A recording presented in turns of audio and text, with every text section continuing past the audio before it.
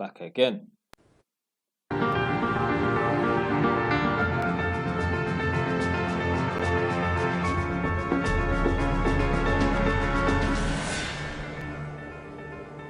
Hello, please, can you come and open the door? Please stay where you are! I've heard that a few times. Please stay where you are! And man, they will come at your yard, come knock your door off at 5 in the morning, 6 in the morning, 9 o'clock at night when you're watching a movie with your mum. Yeah? I know, fam. The police will come to your yard when you're in a jail, blood. Imagine, my yard got raided by the police when I was in prison. What the fuck? What? They didn't even know I was in jail. Fuck you know. Boy. Anyway. Upstairs, clear. 16 people living in this property. Place. 5 in 16. 1-6. I mean, what? It's probably a 3 or 4 bed yard. 16 people. That's too much, blood. this room. This room was not designed to have 4 people sleeping in it. You haven't done anything wrong. Police here with the council. Got a warrant to come in and explain everything. Is your parents? This is the front line of Britain's housing crisis. Nighttime raids in Barking and Dagenham, house checks to combat an overcrowding epidemic. We've had complaints of too many people living in the property, so we're just here to find out exactly what is happening. 5 in this room. Yeah? Him, my grandmother, my sister. English, yeah. Upstairs, every inch of space converted into sleeping quarters. I think somebody's sleeping in it. Well, the pillow, the mattress. Not mattress. They're definitely not nice. So based on our assessment today, we can say confidently there are about 16 people living in this property. 16 people. Yeah. And how many bedrooms? 16 people, 1 fridge freezer. Fuck, you know that place must stink. You know what? Because I ain't seen this. I've literally just watched the first 5 seconds. I thought, yeah, I'm going to react to this. I bet the bathroom is going to be nasty. When I see these programs, one thing that's always consistent is the bathroom is always dirty and there's always a lot of damp and mold. You see like all the wall and all the tiles and that's all black from the mold and that. So well, hopefully they show the bathroom. Let's see. In total, legally, we have 4 bedrooms. It's more than what the license recommended to have. At the next property, we meet a family from Romania. All 4 living, cooking, eating in one cramped room. Oh, what a bomber club. Living, eating and cooking, Your wife just went, so we're asking her some questions and taking copies of your ID. Do you like it? I like it, I don't like it because it's too much people. How many people are there here? Two family with 2 kids and another 2 person. How much money is it here? It's 600 for this room. Oh my God. 600 for just this room.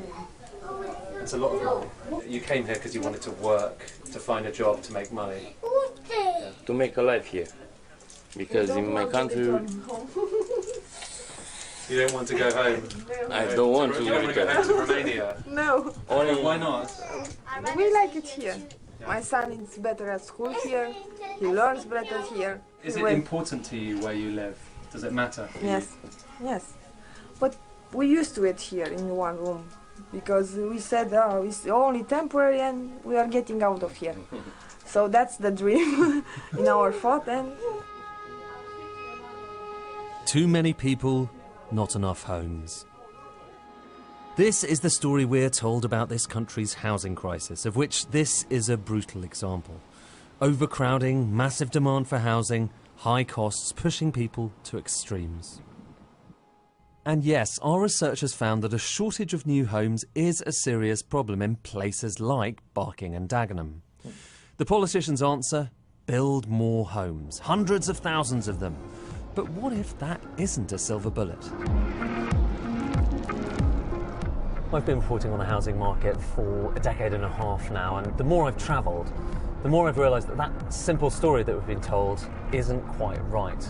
What if there isn't a single nationwide housing crisis, but multiple different crises spread across the country? So, I'm on a journey to find out. This is the real story of Britain's housing market. A country of too few homes and too many. A country where some homes are too big and others are too decrepit. A country where the problem isn't that we need to build more homes. In some places, we've built too many.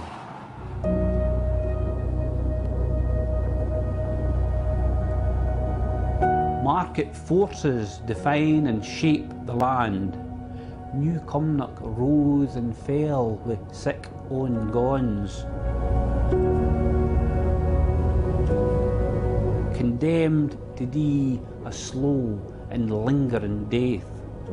Thatcher's shadow fell across the place, and folk moved south while they could fin the work. This is New Cumnock in East Ayrshire, home to Rab Wilson, an ex-miner turned... See, that's the thing. It's all well and good sending the people that don't have homes in London or wherever up to there, but there's no economy because there's nowhere for them to fucking work. So yeah, you can give them a house that's vacant and that, but where are these people gonna work? Where they gonna work to earn money and that? You don't want to just put them out there and put them on benefits and that. So yeah, it's just economically shit, man. Poet. Once a thriving coal mining town, it is now quite literally shrinking. The second crisis in the UK housing market is not about too much demand for housing, but too little. And lack of demands due to weak local economies is a problem across... What did I say? Shit economy. ...swathes of the country, particularly in Wales, Northern Ireland, the north of England, and here in southwest Scotland. Over 200 houses have disappeared from the landscape here. Rab is the man who stayed behind. He watched as everyone else left, and as thriving estates like the one on this hill was simply erased. So Rab, talk us through what would have been here kind of 10, 20 years ago. Well, we would have been surrounded by houses here. So this would have been like an alleyway between houses? Right? Yeah, just a shortcut. And most people would have been employed in the mining industry at that time. Factories went, the jobs went, and then eventually the houses. Yes, and that's about the story of New Cumnock. And this area pretty much a ghost town, just the ghosts of old miners. Looking at what we've got here, you wouldn't really just have the sense that what we need desperately in all parts of the UK is more housing. Mm-hmm. Well, certainly not here right now in New Cumnock. And this story is not over yet. This row of houses has been marked for demolition, boarded up, evacuated, all except for one home at the very end of the terrace. How long have you lived here for? I think it's about 27 years. 27 years in this house or on this street? In this scheme. And you're the last... Aye, in this street. Last man standing. How does that feel?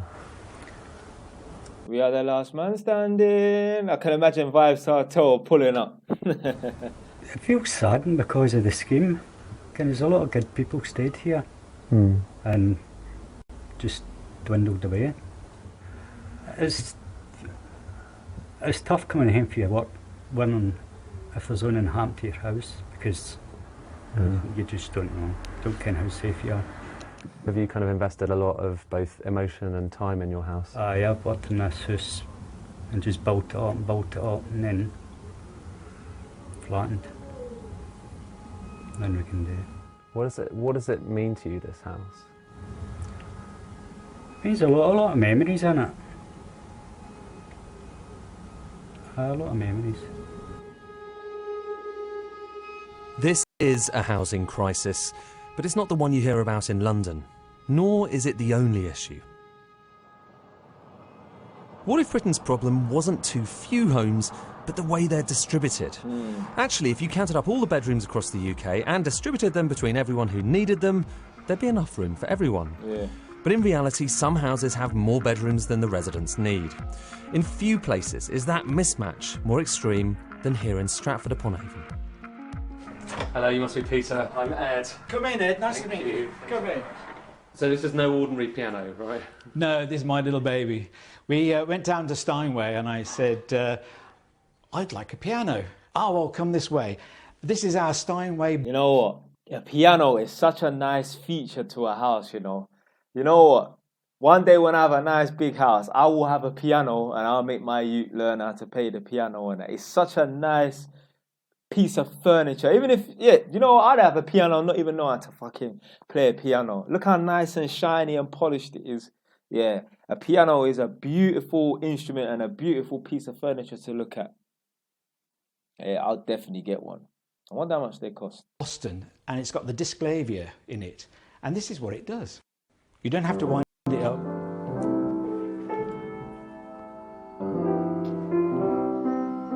I'm 64 years old, I live in Stratford-on-Avon. The kids now have left home, so we've got a 5-bedroomed house, just for the 2 of us. And there's lots more Peters in towns like Stratford-upon-Avon. Retirees who love their family home.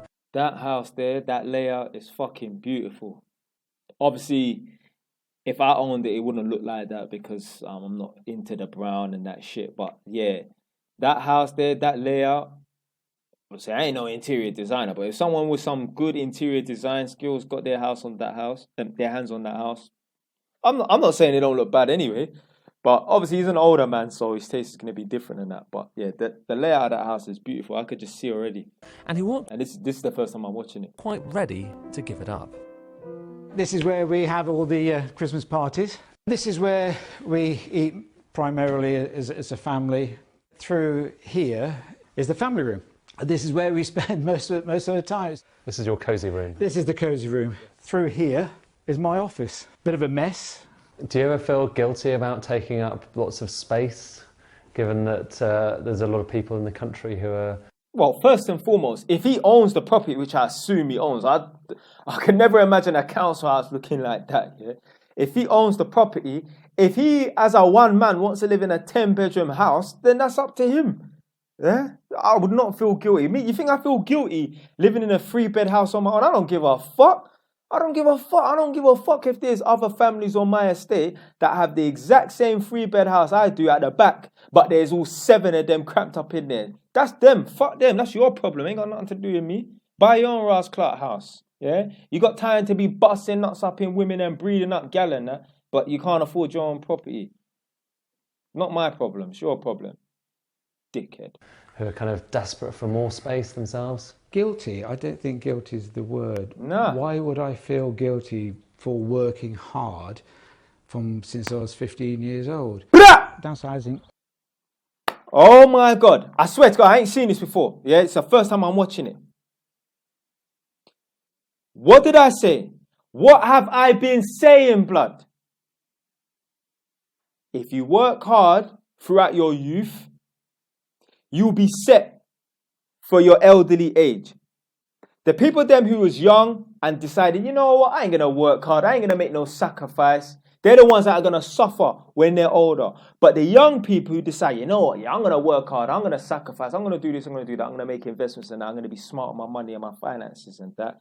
They're the ones that are going to be thriving and living a good life when they're older. Does this man, although he hasn't said nothing, does this man strike you as a man who's struggling for bills? Does this man strike you as a man who's going to be freezing in his house in the winter? No. Do you know why? Because the man said he'd been working since he was 15 years old, blood.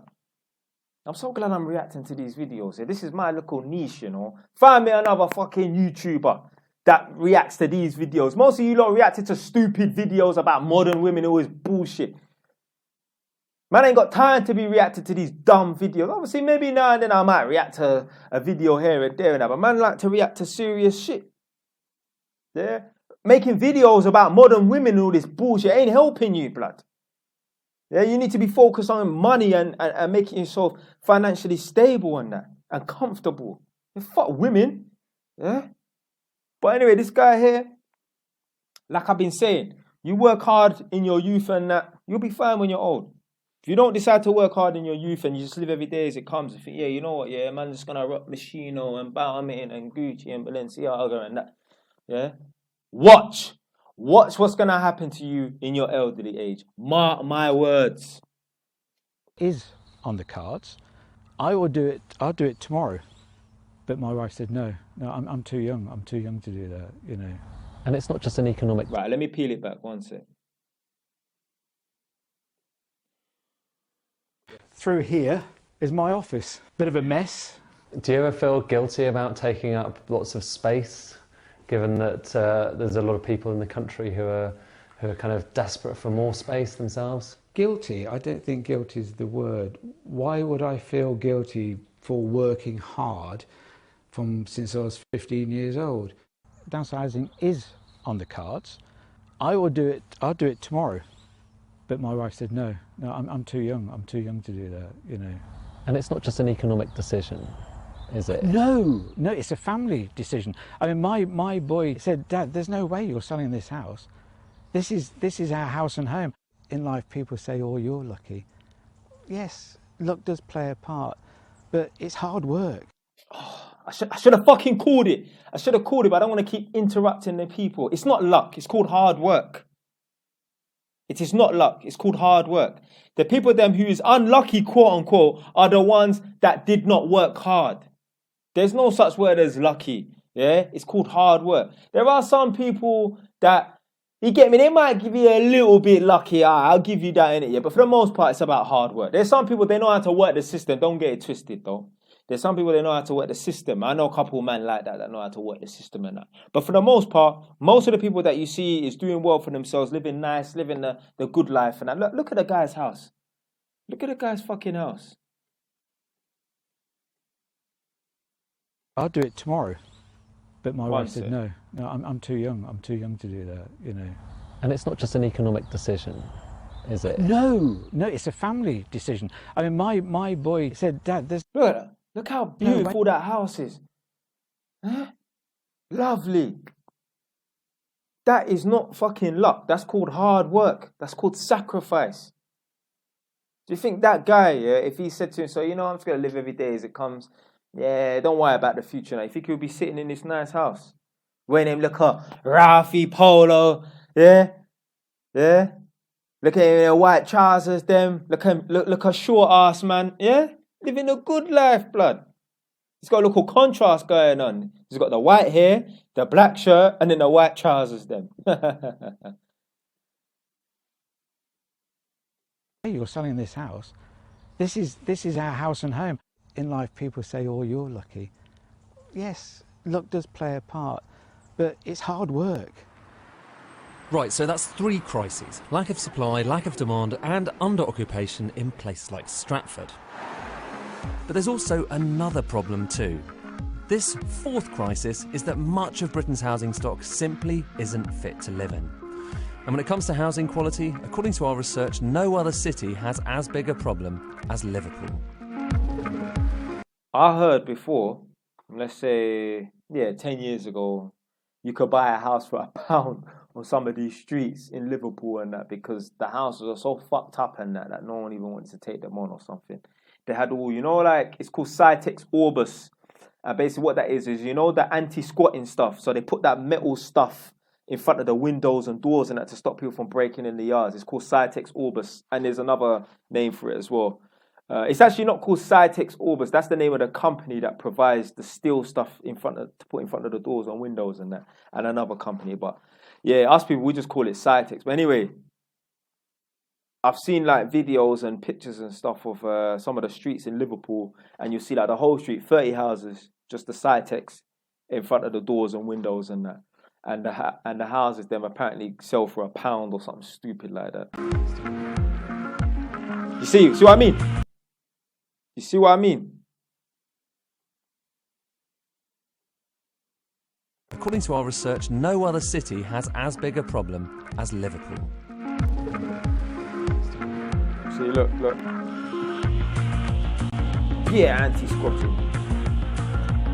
A tale of two cities, smart developments and decaying houses, glassy new apartments and old homes plagued with problems. This is Paula, and for those who live in some parts of Liverpool, hers will be a familiar story. 5 properties in Liverpool in the last 5 years. I mean, each one have had major problems. First house actually got bit by cat fleas in that house. The second house I got carbon monoxide poisoned. It hadn't had a gas check before we moved in. The third house, the ceiling coming in the back room, the back kitchen. The fourth house had sewage in the garden. So will it be fifth time lucky? Paula took us for a tour to find out. There's no lino on the floor. The cold water tap wasn't working. Was this like this when you arrived? Yeah. Well, hold on a minute. Whoa. Right, let's just stop right there. She's saying there's no lino on the floor. It's not the council's job to provide the house with lino. That's down to you to provide the house with lino and flooring and that. Yeah, so let's not try and make the council out to be complete fucking cowboys and crooks out here, yeah? She's just trying to nitpick as, it's down to the fucking tenants then to provide carpet and flooring for their yard. It's not down to the council. This is not private renting, yeah? Bare floorboards, aren't they? So this is the kitchen. Yeah. It's quite small. There's all these flies coming from outside. I've got like fly spray, I've got a fly curtain on. No. It's not the flies then coming from outside because flies just want to come in your yard. No, your house is probably a bit dirty. You're probably leaving food out, so you've got fruit flies and that. Nah, you don't. You can't pull the wool over my eyes. I ain't fucking stupid. So many flies. I don't know. Because you're dirty, that's why. What the fuck, blood? You think it's kind of, there's a very Liverpool specific thing here, is there, that just the housing here isn't in as good a state? It's not what I've been used to when I come from Cheshire and I've lived in Cornwall. I've not been used to this sort of housing ever before at all, and it makes you feel depressed. What you want is to be able to have a... Why in the kitchen is there just some random drawers stacked up on top of each other with clothes? Like, you could just tell this is not a clean place. Yeah, anyone who is a clean and tidy person would not have no flooring in their fucking bathroom. Like, okay, there's no flooring in the bathroom. What are you going to do about it? Are you going to pay? It's only going to cost you £100, £120 to get lino. That bathroom there is fucking tiny. There's no smoke without fire. This woman hasn't got no fucking money. That's why there's no lino on the floor. Yeah, you've moved into a property with no lino. What are you going to do about it? Deal with it. Fucking go and pay somebody or watch a YouTube video and learn how to lay the fucking floor lino. A house where you can feel safe. Proper family home, that's all I ask. And I want to feel settled somewhere and I just can't feel settled. It's like these tenants, I go to their house and they're talking about, all the bulbs keep blowing in that. It's bullshit.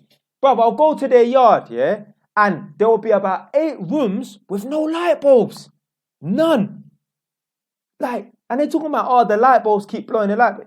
It's a bullshit excuse. I'm telling you, in this yard here, I've been living up here for like 2.5 years now, yeah?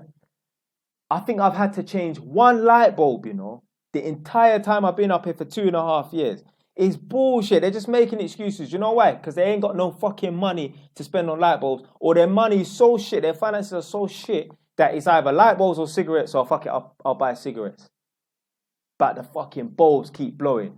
Not in my mum's yard, not in my yard, not in none of my friends' houses have any of us complained about light bulbs blowing. But it so happens that the tenants' houses that I go to that have no light bulbs in the yard, blood, literally, there'll be like 8 rooms in the yard with no light bulbs, They're talking about they keep blowing. It's not blowing. You're not fucking spending no money because you ain't got none, dickhead. Cheryl lives in a housing association property on the other side of town, but she's struggling with the same problems. This is the yard space that leads onto the entry for the bins. It's an old mattress. How long's that been there for? 2 or 3 months. I mean, over night time is the worst time for the rats. You can see them scurrying around, attacking the bin bags. Well, there is always a fear that those rats will then come into the yard, and I don't want that around my kids. You must have been pretty shocked by it from the very start. Shocked is an understatement. You can see there, where I've just showed you with the paint on the bathroom, all they did was paint over it. A few months ago, she found herself homeless after breaking up with her partner. Even with 2 young children, she effectively had no choice over where to live, in a city where so many houses are old and in disrepair. You're not allowed to view the property, you're not allowed to know what number the property is, you're just given a street name. But I had to take it because if I didn't, they would discharge me from their care and not give us a property at all. Do you think it's right that people are living in homes that you wouldn't think were safe? I think the Housing Association's stance to people living in houses that aren't safe is, you've got a roof over your head, you should be grateful that we've housed you. We're still humans at the end of the day and we still are entitled to a certain standard of living. Yeah, I mean, I get emotional knowing that this is what my kids are kind of living in at the minute. One thing we've learned from our journey around the country is that while there are all these localised housing crises, there's also a prevailing issue, which is that house prices have got very high in this country and people's wages and their ability to finance them hasn't necessarily risen in lockstep with it. So a UK-wide problem. But beyond London, it's most acute in places like Southend-on-Sea.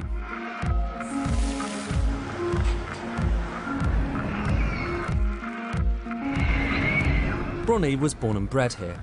Now she works as an estate agent, trying to get other people on the property ladder. How do you feel when someone else is completing on a property? How are you feeling as you're looking on? I'm always happy for them. There's also that thing in me where I'm like, I wish that was me. House prices here are particularly high compared with wages, partly because of second homes and partly because of the London effect, commuters moving out here to avoid high prices in the capital. I moved out when I was 17, so I've always worked, always paid my taxes, always done everything I'm supposed to. That's the problem.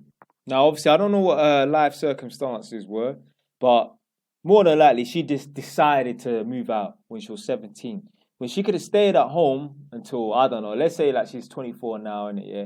She could have stayed at home until she's 27, save up a lot of money and buy her own property. But no, I'll move out of my mum's or dad's house when I'm 17 and start paying when you could be saving. And I'm 24 now and I'm still... Oh, I guessed it right. I'm sure I said she was 24. No closer, well, I feel like I'm no closer to owning a home. It is disheartening. It makes you feel like, why am I ever actually going to be able to get onto the property ladder? It is a lovely place to live. If you can afford it. If you can afford it, yeah. She rents a room in the middle of town, but the idea is to buy with her boyfriend. Hello. Hiya. Hi. Did they really need to show that? Like, I mean, all right, cool. Quite lucky at the moment where I can actually still live at home. And it's definitely looking more like the reality that I'm going to be renting first at 30 before I actually get a house. Can't imagine getting a place for another good 2 to 6 years, I mean. Mark Bartholomew, fucking. Something like that. I'm saying 5. I'm saying 5. I'm being hopeful. He's being hopeful, I'm being realistic. So, 5 separate housing crises, all happening in hotspots around the country, all requiring different solutions, but with one common theme. We all just want to find somewhere to call home. What does home mean to you? Home is a place of comfort and safety where you can get in from a hard day. But don't tell me about comfort and safety and that. Blood, most of you lot's homes is fucking dirty, yeah? How can you be comfortable? Like, so trust me, I go to some of these tenants' yards, you know, and their house is so dirty. I'm like, how do you lot even sit down and be comfortable in this fucking dirt?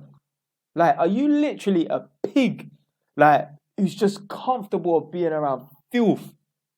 Some of these tenants' houses are fucking filthy. It's not even a joke. It's not a joke. I wish I could show you lot some footage and that, but I ain't gonna do that.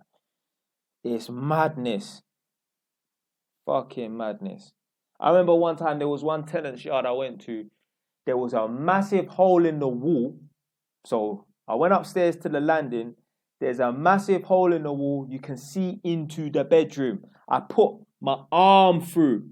Yeah? The hole in the wall was like the size of my fucking head. I put my whole arm through. You can see into the bedroom from the outside. The door was not connected to the hinges, you know. The door is just rested against the fucking door frame. Or know that that's your place where you're comfortable and happy. I don't have home, just my family, just that. Security, contentment and happiness. It's where you eat, sleep, drink and be merry. Home means to me is I can come home from my work, shut the door, come back out, do whatever I want to do and get back in, and I can it's safe enough. Here, I can't do that. Which one out of the two men do you think has the most money? Which one out of the two men you think has the most drive? I mean, that's it. This guy, the previous guy, the one with the Ralph Polo shirt, whatever, he oozes success. He oozes a man that, you get me, he's got his shit together. This guy oozes depression, laziness. He oozes, oh, I can't be bothered. I'll just depend on the man or the government or someone to help me out. Fucking waste, man. Alright, that's it. Stay wise, done now.